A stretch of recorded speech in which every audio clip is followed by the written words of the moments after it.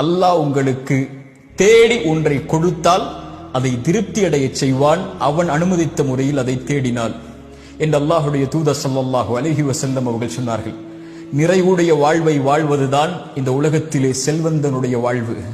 கோடிகளை வைத்திருப்பதோ அல்லது சொத்துக்களை உலகம் முழுக்க குவித்திருப்பதோ ஒரு செல்வந்தவனுடைய வாழ்வல்ல. இந்த உலக வாழ்வில் வாழும் போதும் மரணிக்கும் போதும் நிம்மதியோடு அல்லாஹ் கொடுத்ததை கொண்டு திருப்தி அடைந்து அல்லாஹ்வின் மீது நல்லெண்ணத்தோடு குறைவுபடாமல், யா அல்லாஹ் எனக்கு நீ எந்த குறைவும் எதிலும் வைக்கவில்லை என்று, அல்லாஹ் எதை கொடுத்தாலும் கொடுக்கவில்லை என்றாலும் திருப்தி அடைந்து வாழக்கூடியவர்களை அல்லாஹ் ரப்புல் ஆலமீன் நேசிக்கிறான். மனிதா, இந்த உலக வாழ்வில் நீ எதை தேடினாலும் ஒரு நாள் உன்னை விட்டு அது பிரிந்துவிடும்.